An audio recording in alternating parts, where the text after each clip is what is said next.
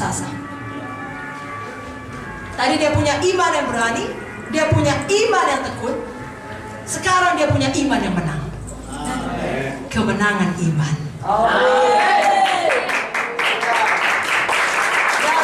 Seharusnya begitu kita mengikuti Tuhan. Seperti Kaleb ini, lagi muda, keberanian iman. Semakin tua, ketekunan iman. Sudah matang dalam Tuhan, ya, kita bilanglah demikian. Walaupun kita bertumbuh terus, tidak pernah langsung seperti Yesus, tidak mungkin sempurna. Kita punya kemenangan iman.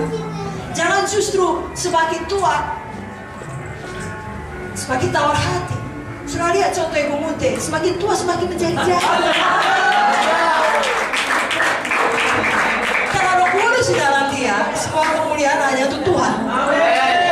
Itulah dia iman yang menang. Dia tidak berkata, aku sekarang sudah 85 tahun, aku lagi harus menghadapi bangsa enak, harus pulang balik lagi dari awal. Tidak. Berikan padaku Hebron. Dia tahu betul ada raksasa. Dia tahu betul harus bergerak. Dia tidak keberatan. Itulah iman yang menang. Amin, saudaraku. Harus punya iman yang berani, iman yang tekun, iman yang menang. Saudara sudah dengarkan tadi bagi hamba-hamba Tuhan bagaimana peristiwa ketika penembakan dan pemboman tersebut. Saudaraku, kerap kali kalau kita tidak mengalami secara langsung, kita hanya bisa membayangkannya. Ya seperti saya, nggak pernah sekolah dokter, nggak pernah jadi dosen di USU, ya, nggak pernah praktek di rumah sakit, hanya bisa membayangkan kisah meninggalkan itu semua untuk melayani Tuhan. Apalagi bagi orang yang memang nggak pernah kuliah. Tapi bagi orang yang juga dokter, yang mirip seperti Ibu Munte, akan lebih mengerti ya, betapa dahsyatnya pengorbanan itu. Lalu terjadi peristiwa penembakan pemboman. Walaupun kita tidak mengalaminya, saudara tidak mengalami secara langsung, saudara bisa bayangkan itu adalah kesempatan yang baik untuk menyerah atau berubah haluan pelayanan. Karena begitu banyak tawaran pada Bapak Munte untuk pergi ke Amerika, ya apalagi sampai sekarang, saya pikir sampai sekarang bisa dihitung dengan dua tangan ini berapa banyak orang mempunyai kesaksian seperti Bapak Munte. Dan orang-orang berkata, majalah Karisma berkata, ini kesaksian dalam tanda kutip bisa dijual. Bawa seluruh keluarga ke sana, mulai pelayanan di Amerika dan lain sebagainya, tapi tidak dilakukan. Kenapa? Karena tahu apa panggilan Tuhan. Amen. Ya, karena gembala yang baik rela mati untuk domba-dombanya. Amen. Bapak Ibu Munte, Bapak Ibu kita bersama sudah mengalami semua hal.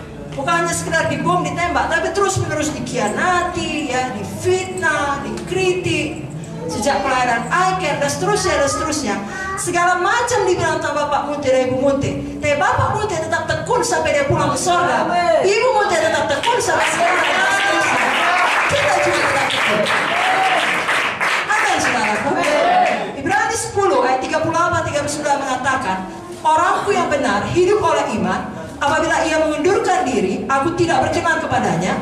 Tapi kita bukanlah orang-orang yang mengundurkan diri dan binasa, melainkan orang-orang yang percaya dan yang beroleh hidup.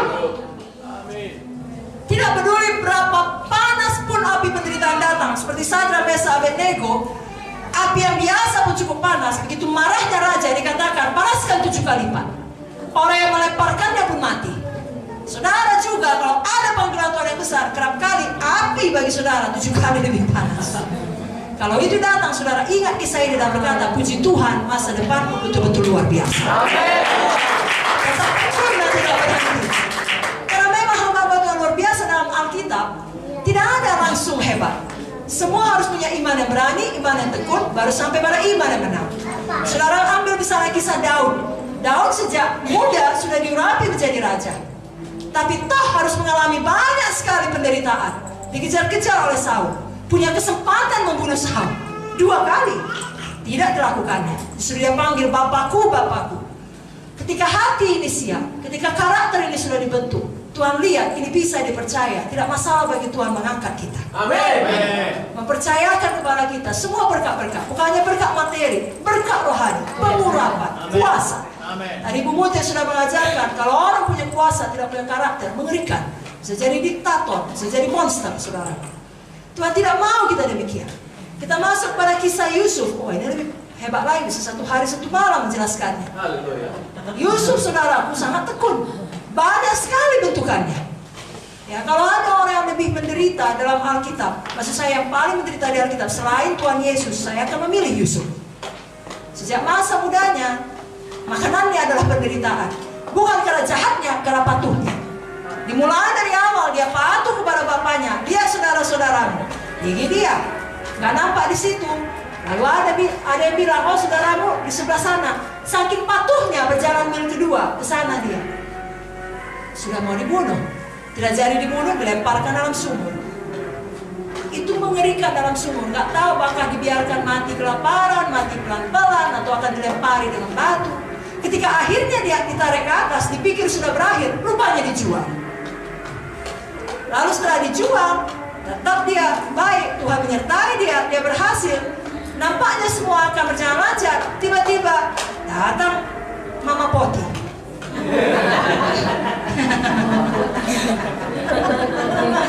Main mata. Abang Yusuf. Lalu Yusuf mempertahankan integritasnya, kekudusannya.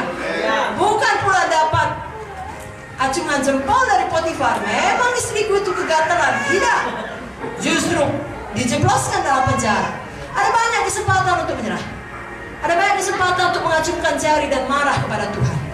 Untuk kecewa, pahit hati, sedih, tertekan, stres, depresi, semua dan lain-lain. Tapi Yusuf tidak mengambilnya. Dia bertekun dalam itu. Dalam penjara pun Tuhan menyertainya. Tahukah saudara, dalam penjara dia menolong orang, lalu kemudian dia minta tolong dengan terus terang. Ingatlah perkara. Alkitab menuliskan 2 tahun lamanya dia dilupakan.